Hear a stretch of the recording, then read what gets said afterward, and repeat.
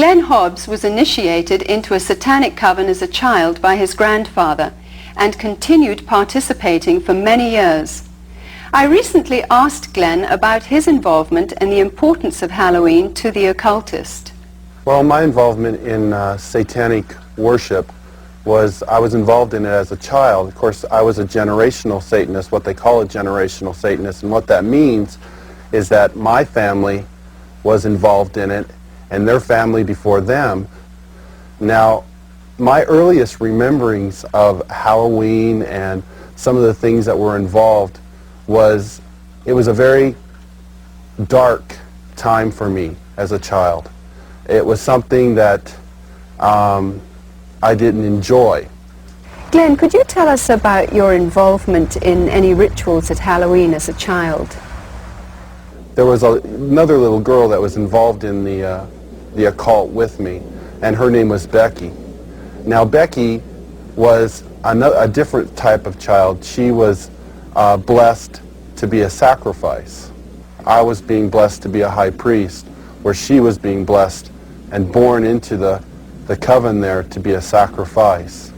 Now, we were in a ritual where we were married together.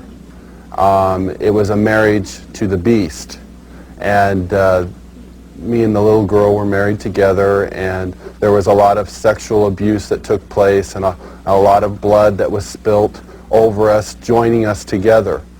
When do Halloween rituals actually begin, and what is the ultimate purpose of Halloween? Well, the ritual that I remember the most clearly began about the end of September. Me and the little girl, the one I mentioned named Becky, the abuse was very concentrated at that time. We were taken into several rooms where our clothing was removed. We spent the next couple of weeks in a kind of a shack where a lot of rituals went on, where a lot of animals were killed. They summoned Lucifer and his spirit to come and possess me, and so that I would be blessed to take over the position of the high priest at a certain point in time. Now, Halloween night, they had again put me and the little girl in the back of this van, and we again drove off, which seemed like for a long time. We were drugged once again, and we finally came to this stop. They took the little girl out and they left me in the van. I could hear a lot of commotion that was going on outside. People that were screaming and yelling, and this low murmuring and a moaning noise that was going on, like some kind of a low chanting noise that was going on. So I knew in my mind there was some type of a ritual going on, because I'd heard that many times before. You know, it was real common to see people fall on the ground and convulse and go into convulsions during rituals and stuff with the demonic presence that were around. And finally, a woman came to the back of the van and she said, "It's time to go." And she brought me out of the van, and I could see that there was just a lot of people around. Some were dressed in dark brownish kind of robes with hoods over them. They took me up and they led me up to this stone altar. And I remember I saw the little girl, and she was on the altar. Now, at first, you know, I just wondered what was going on, because you never knew. I mean, they used the altar for a lot of different things. They could have just been sacrificing an animal over, could have been a sexual abuse from the high priest on to her. You know, it was a hard thing to know for sure. Well, they ushered me up to the altar, and I could see that they had bound her feet. They had her feet spread apart, her legs, and they had bound them to the ends of the altar, and they had taken her arms, which were laying out this way, and roped them to the altar, which had little kind of like hooks, which they could bind the ropes around. And she was really white. I remember seeing her, and she was just real pale and real white. And I noticed that they had slit the bottoms of her feet and her wrists, and they were taking the blood that was running out of those areas and putting them into chalices and passing those cups around to different people who were partaking of her blood. Then the high priest, he took the athami, or the ritual knife, and he picked it up and he put my hand on it, and then he forced it into her chest.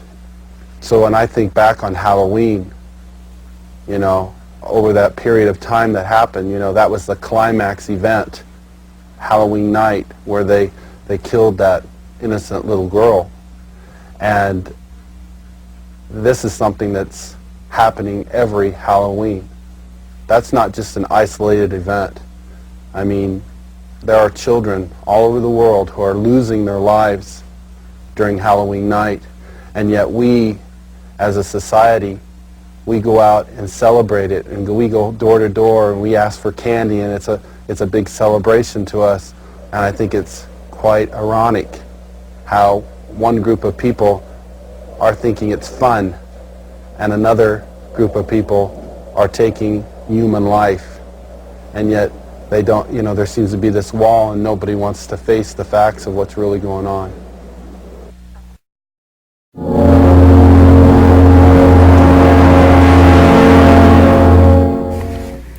Halloween, a day celebrated around the world when people dress up in costumes, collect candy from neighbors, and have parties. But do you ever take time to think about the origins of Halloween?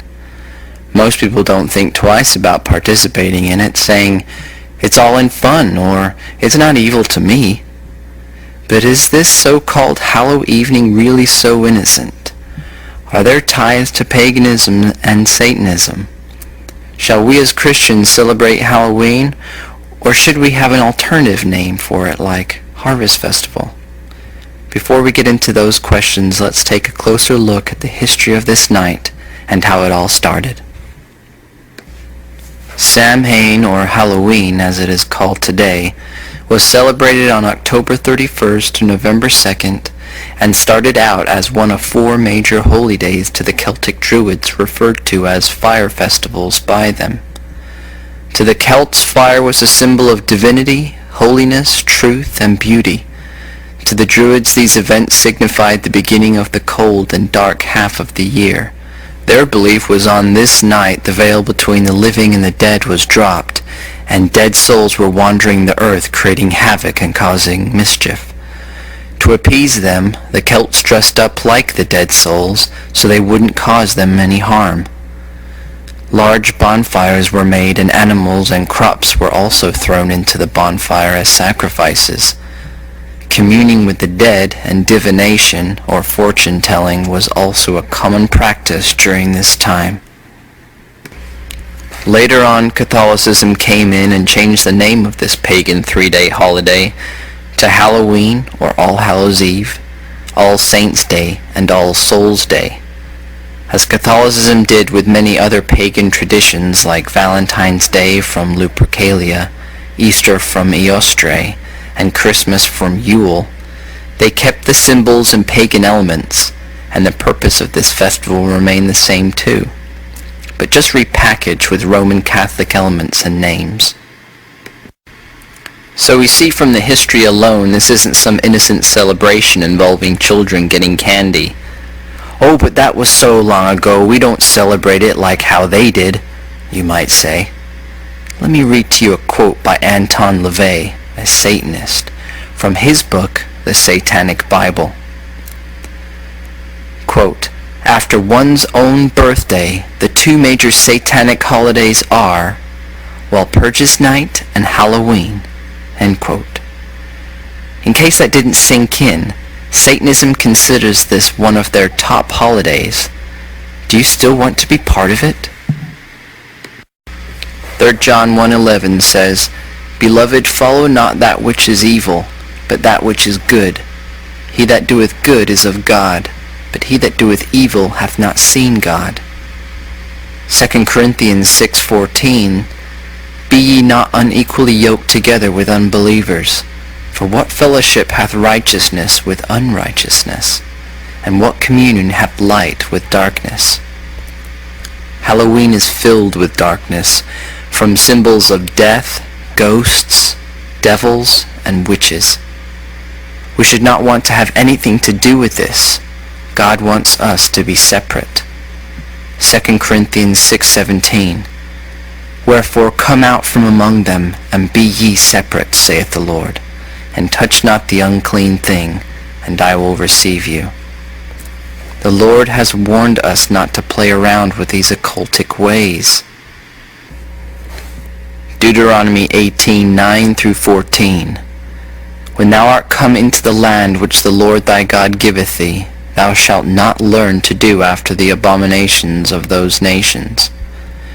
There shall not be found among you any one that maketh his son or his daughter to pass through the fire, or that useth divination, or an observer of times, or an enchanter, or a witch, or a charmer, or a consulter with familiar spirits, or a wizard, or a necromancer.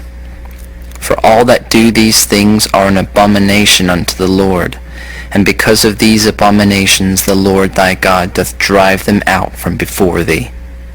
Thou shalt be perfect with the Lord thy God.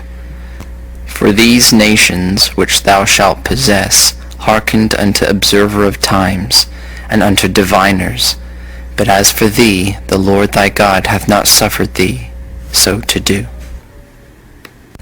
Now should we have an alternative for this day like harvest festivals? Alternative, however, implies substitute. It assumes our children need something to take the place of Halloween, since they won't be participating in the secular and pagan celebrations. It suggests our children are missing out on something, which they are not. Rather, teach your children what 1 John 2:15 says. Love not the world, neither the things that are in the world. If any man love the world, the love of the Father is not in him.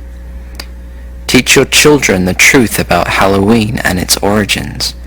You might think that you're doing some good by having your own alternative party, but why do you need a substitute at all, and especially on this specific night? By doing so, you are still keeping this satanic tradition alive, not transforming it. 1 Thessalonians 5:22. Abstain from all appearance of evil. The world should see Christians as being completely against this satanic day. We should not celebrate this day and be against anything that resembles it. Changing the name of the day to Harvest Festival doesn't change what this day truly is and gives the wrong impression to others. Shall we try to Christianize other pagan days to fit in with the world? No. We should cast them away as it is written in Romans 13:12. The night is far spent, the day is at hand. Let us therefore cast off the works of darkness, and let us put on the armor of light. Remember, we are in a war. Will you fight, or shall we just make up alternatives to the world's wickedness?